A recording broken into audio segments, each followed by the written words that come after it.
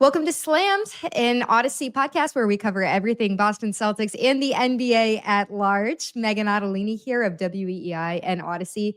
Today, we have an awesome guest. We have Mike Isenberg.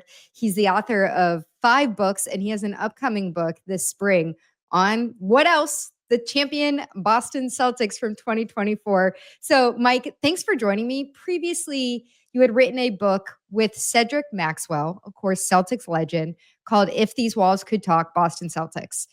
I want to make sure I get this right. Your upcoming book is Banner Year, How Jason Tatum, Jaylen Brown, and Brad Stevens persevered to lead the Boston Celtics to a historic 18th title. You always get the second title with the book title. That's yes. A little bit of a longer descriptor.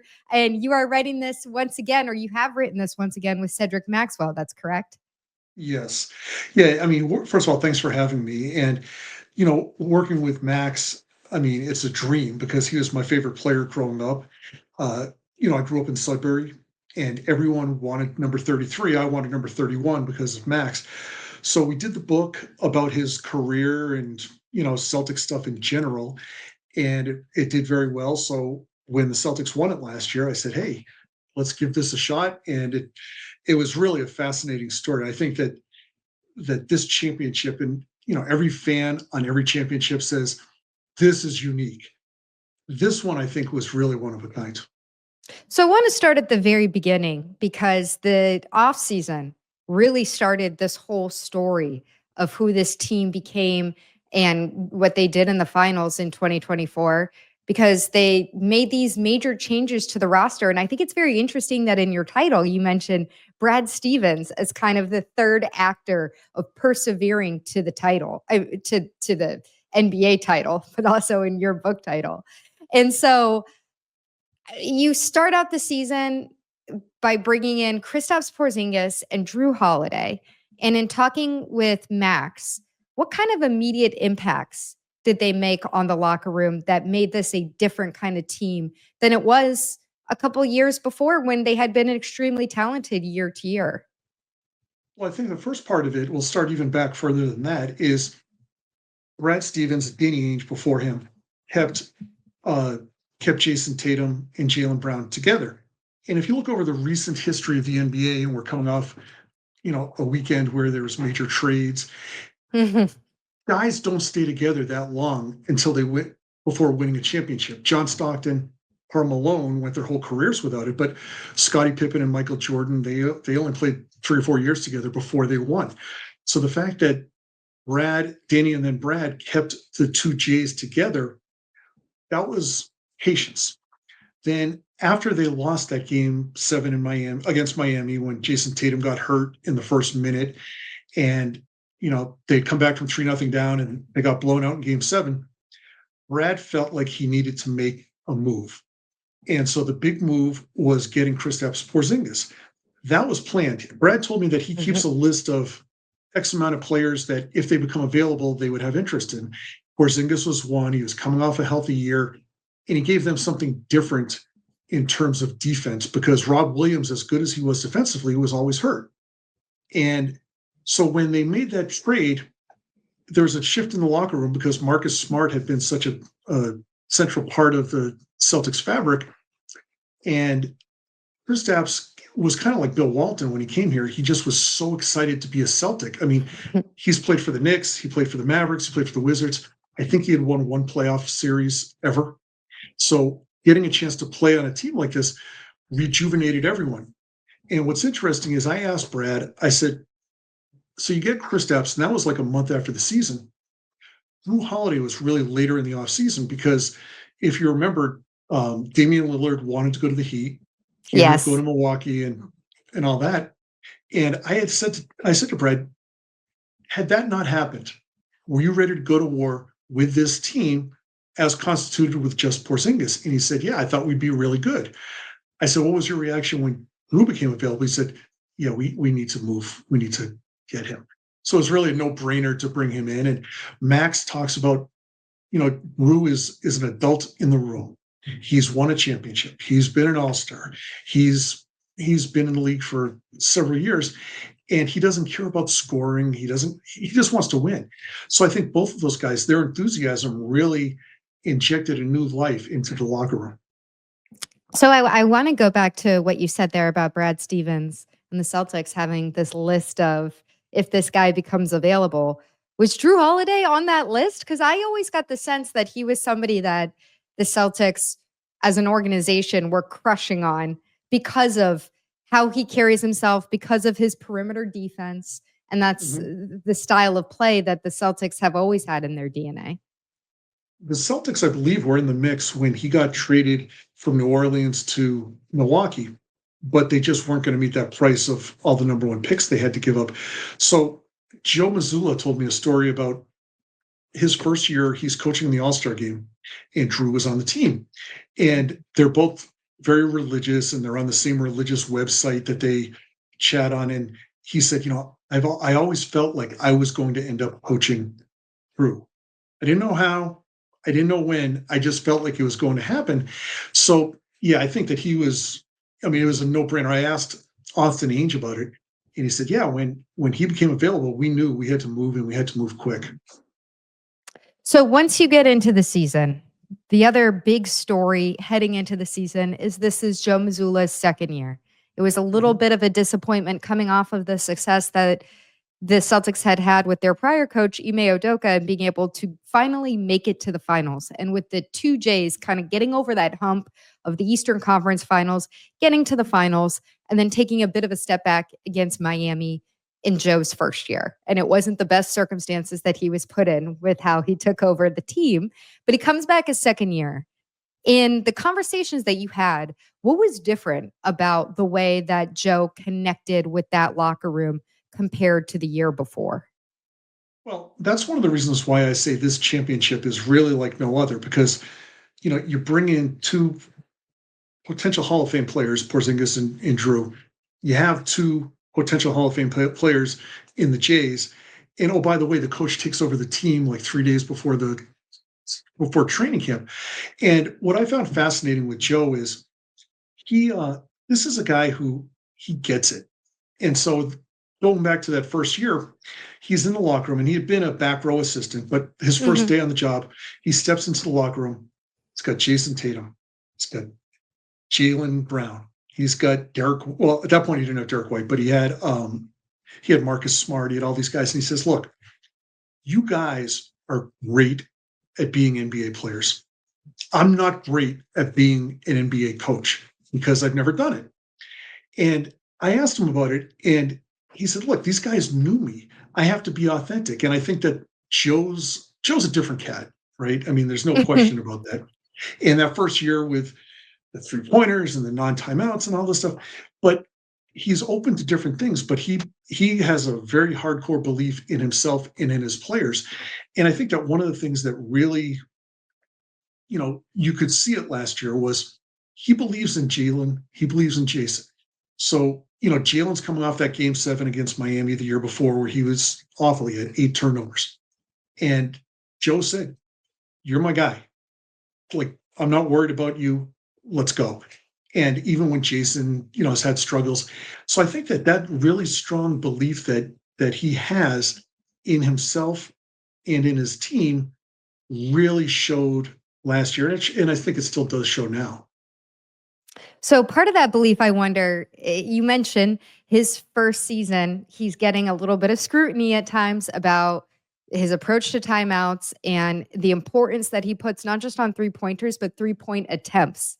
I remember in that season, he said something along the lines of, that's the most important stat in the box score that you can find. The stat of 3-point attempts. That's how they get to the championship and win the championship last year. Did you talk to him or anybody connected to the team about the way that, in almost a stubborn sense, they stuck with the math, knowing that they had the kind of roster that was going to be able to put that into action and kind of prove out his theory that he had the year before? Well, if you look at the team, I mean, you have 5 guys, your starters. All of them are good 3-point shooters. Peyton Pritchard, he's a good 3/4 court shooter as well as 3-point shooter. Right. And he was a first-round pick, but no one really knew a lot about him. Sam Hauser was undrafted, And Austin Ainge told me the story. He said, we wanted him like badly. As soon as the draft was over, we were on the phone trying to get him going. So I didn't really talk to them about the math of it. But again, one thing about Joe is he takes the responsibility of being the Celtics coach, like incredibly seriously. And there's a story in the book. It's my favorite story, so I won't share the whole thing. But him and Cedric Maxwell before an event, and he was crying to Cedric Maxwell about how much it meant to him. And being a Celtic, I grew up in the 80s with Bird, McHale, Parrish, DJ, and Max, of course.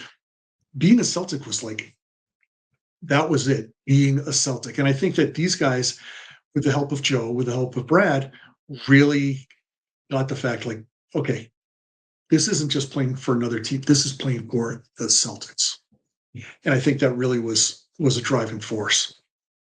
Do you think that there's something in talking about that culture and your conversations with Brad Stevens when they have something like a list of names of guys that they would love to get if they become available, or guys even looking at the current roster, who they want to keep here, who they want to continue to develop as the core of hopefully a dynastic franchise? Do you think that Brad looks for a type of guy who understands what it means having the banners and the rafters and it will buy into that? I guess it's a long way of asking how important for being a Celtic in this iteration is the buy-in factor.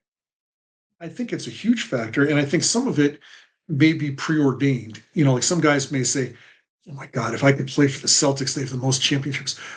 But some guys, like I don't know that Kristaps Porzingis, when he was growing up in Latvia and then when he got drafted by the Knicks, thought, oh my God, if I could play for the Celtics. But through his journey, when he got there, he knew this was a different thing. And Drew grew up in California. He was a huge Lakers fan. And so he laughed about the fact, like 2 days before he got traded to before he got traded to Portland, he had just done an interview in Milwaukee saying, I'm looking forward to being a Buck for life. Wakes up from his nap, he gets traded. And when he got traded to the Celtics, he said all of his family was like, oh, dream. So, but again, being a smart, mature guy, he realized, being a Celtic, whether you're a Lakers fan or a Celtics fan, that those two are different. And so I think that he appreciated it. And, it just shows that, he signed a contract before he even finished his first year here, because that's how much it means to them. We talk a lot in our NBA coverage about, hey, these doldrums in January, the point right before the All-Star break, these kind of expected lulls that teams have. And I do think it's a little different when a Celtics team or any NBA team is chasing their first championship versus where the team is positioned now. Being a defending champion is probably the toughest position to actually be in the NBA when you're trying to repeat again. When you talk to Joe, what did you learn about what he does, what he's learned about keeping his team engaged night to night throughout this 82 game season that really can be a slog at times? Well, I think that Joe, again, he's a different guy. So on the one hand, like he talks about the importance of being the champion, but just reading quotes during this season as they've gone through ups and downs, he wants everyone to be present. And in media day, someone asked him about repeating, and he says, it doesn't matter. We'll all be dead soon anyways. Yes. And you're kind of like, good pep talk. And I think that it's only natural that there's going to be some ups and downs. And I think that we all got spoiled because I looked this up. If you go back to the 80s, all right, every time the Celtics have made a major trade, it's paid off instantly. So 1980, they get to the conference finals. 81, they get Robert Parrish, Kevin McHale, they win the championship. 1983, they get swept in the playoffs by Milwaukee. 84, they get Dennis Johnson, they win the championship. They traded Max for Bill Walton. They won the championship that year. They bring in Ray Allen, Kevin Garnett. They won the championship that year. And obviously Drew and Kristaps. And I think that when you look at the last championship team they had with KG and Ray Allen and Paul Pierce. That team started out the next season 28-2. Mm-hmm. 28-2. That's beyond record pace. Then they slowed down a little bit. Then Kevin got hurt, and then they kind of stumbled into the playoffs. I was anticipating this year that they would kind of have a record similar to what they have. The problem is they started off 19-4, and everyone was Right. like, "No, this will be easy." And I think Joe he's a really authentic guy, and when you're struggling, it would be easy for a coach to say, you know what, we should play Porzingis back-to-back games and Horford too, because we really need to get a couple of games going here. But not Joe. Joe and Max talked about that last year, for example. They had a game in Milwaukee, and it was later in the season, and they played in Minnesota the night before, and they had won in overtime, and Horford and Porzingis both played. The next day, they had to go to Milwaukee, and Max calls that a schedule loss. Like, there's no way you're winning that game. And I remember turning on the game at halftime, and they were down by 40. Right. And Joe is like, he sees the big picture. He's not worried about, oh my God, we're going to lose the game in Milwaukee. He's worried about, okay, I'm going to keep these guys healthy, and they know I have their back. So I know when I need them, they'll have my back. Yeah, I remember that. I remember people being very reactive to Joe deciding to pull the starters and how exhausting that was when you look at back-to-backs on the schedule, the travel that they were under for that. I know people don't weep for NBA players and the level of travel that they get to have compared to a regular person jumping on a commercial jet. But at the same time, I agree. I think that was very indicative of Joe's perspective on the season and the playoffs overall. One area of major speculation that whenever it looks like this team is hitting a bump in the road or one of these lulls, goes back to the Jays. And I think Jason Tatum and Jaylen Brown at this point have vocalized their support for one another to the extent that I can't believe that it's something that people still bring up, but it still gets brought up. When you were working on this book last season and after the championship, what did you learn about the dynamic between those two guys on the court and how their relationship has developed and changed since they started out together as really kids on a team that overachieved right away? Well, it's funny you say that, because Max had, when we wrote the last book, we talked about his career, and, as a broadcaster, he's seeing the team, and he said, one thing that bugs me, and I forgot the number, but at that point, Jaylen and Jason had played however many games together. And he goes, I've never seen them like fist bump or, chest bump or just, be excited with each other. It's like, I think they get along fine, but they are two different dudes. This past season, you saw it in the playoffs. It was different. And I think both guys realized it. And, there was a quote from Jason after, I think it was after Jaylen got MVP, or it was after Jaylen didn't get all NBA. And he said, I could have done a better job of supporting my teammate when it came to, his name was in trade rumors all the time. And I could have done a better job of standing up for him. And I thought that was really telling, because Jason is a really laid back guy. Jaylen, not quite as much. Jaylen's, they're both smart, but Jaylen is like crazy smart. And I thought that was really something to say, like, you just won the championship, you're on top of the world. And he's saying, I could have done a better job supporting my teammate.